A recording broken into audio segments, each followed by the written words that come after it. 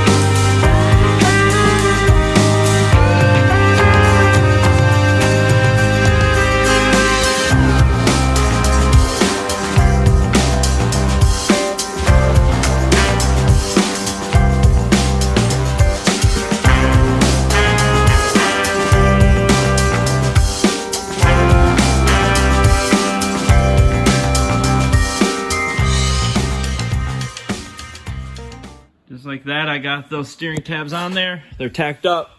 Got the other tie rods and drag links made. And we got some steering laid out. So radius arms, beams, knuckles, steering arms, swingers. For the most part, pretty much everything is laid out. We're getting down to the last part of the steering that we need to complete would be mounting the gearbox and building the last drag link that's going to go over there.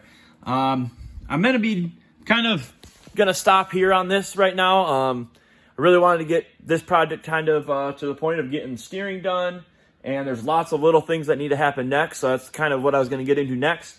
But I'm kind of I'm making a decision on if I'm going to use this box, which is an outside the box GM steering box from a truck, from like a two-wheel drive pickup, I may end up switching what box I use, and I might end up getting a box that goes inside the frame. So there's still some geometry things that I'm going to look at and a few other things, and we'll maybe get into that later once I make a decision on what I'm doing. So for now, we're going to leave this project right where it is. I've been wanting to get to this point, and I'll briefly kind of go over the things that are going to be coming up next on this. So steering box, we covered that. We're at a point now I can start making some shock tabs for the shock package on this, the coilover and the bypass that's going to be going on here. We'll get those on the bottom done first. That will allow my shocks to start, as I cycle the beams and move it up at bump and droop. I can have shocks floating in here. The ECU and the fuse box, I got to move those. And let's see, what else do we got to do? Shocks, bumps. We can get the bump stops and the cans in there. And let's see, the other thing would be, so right now currently, this truck's going to be running 37-inch tires. That's what it's had on it, and we're going to keep that rim and tire package. Right now, from ride height, this thing has 7 inches of up travel, not having to do any trimming or cutting, but that is not good enough for a Dune Hippie machine rig. We want, the goal of this truck for me has always been 10 inches of up travel, so if you're familiar with my C10 has 8.5 inches of up travel from ride height. This project, I really want this thing to be 10, just because another 1.5 inches, it means all the difference. If you can get 1.5 inches, I'm going to get it. So to do that, we're going to be coming in here and cutting a lot of this factory pinch weld stuff out. So the tire right now on full lock coming up is what is hitting. It's hitting right back in here. So this is just a pinch weld. Up in here, there's some pinch weld. So we're going to cut that back. We might even do a little shave on here. We're going to see what we can do to get 3 more inches of up travel out of this thing and make a 37 stuff in here and have 20 inches of up travel, or 10 inches, not 20. 20 would be absolutely ridiculous. 10 inches of up travel. Overall, we're pretty much going for, if I can get 20, 21 inches of cycling, usable travel. I know a lot of people get crazy with their numbers. I got 25 inches of travel, but then I cycle it and it's got 15. They have no clue what they're measuring. I say that because it's literally like every car I get in here to do shock tuning on. This thing's got 20 inches in the front, it's 34 in the rear, and then I put it on jack stands to cycle, and things like bumped and strap at 12 and 18. So it's very, very common. It's just like horsepower numbers. Everyone's making 1,000 horsepower these days. So, anyways, little rant. That's where we're at on this thing. Super pumped on all that stuff. And yeah, can't wait to get all that next step of the project going. The reason why I'm telling you all this is you've probably seen it in the background of a few videos, but it's time to get to this thing. We got an orange sand car in here. It's been in here for a couple weeks now. We've been trying to get a few things dialed in and done. But it's finally time to jump into this thing and see what we're looking at for time-wise. We got a few projects to go on this, but right now we're just starting to tackle in one major thing. And this car is in here for this. It's a broken frame. So got a cracked frame here and here. If you know anything about dead nodes, I've talked about them before. This is a prime example of why you don't want dead nodes, why you want junctioning tubes. So like when I talk about a junctioning tube, here's another dead node. This one right here. Now, this one doesn't really matter, not so much, because this is a bar that's being used to hold a coolant tank. So it's really not, it's not like an energy load transferring bar, not something where, your shock your energy from the ground is coming through the tire, up into your trailing arm, up into your shocks, those come up. If you bottom out, that energy then is transferred up these tubes into this cage. So you see how they've got some junctions here, they're bracing, the tube comes into here and they have a brace going into here. Stuff like that is what you want to see. You want to see your junctions carrying your load and transferring it to another part of your frame. So right here we have an example of that not happening, and we got to fix it. So we're gonna go over a little bit. These bars up here, there's a junction, so load's getting transferred up to that and then back from here. So if you see, the other thing is this motor, fixed plate. The transaxle is also fixed. There's no rubber bushings, so it is solid to the chassis. And with that, between the load of the motor and the load of the shocks, you got energy that's coming down this bar here, and you have energy that's traveling up this tube here, and this bar is trying to push the tube this way, this bar is trying to push that tube that way. And what you get is you get a brake right here. Now, I will say this car, if my memory serves me correct, I think this car is around 16 to 17 years old. So it's been fine for a very long time. You know, this is even I don't know if it's a different motor, but I know the transaxle is different. We're going to get into that later. If you didn't know, this is an automatic transaxle engineering transaxle. I don't know what I'm talking about. I don't know anything about them, but it's cool.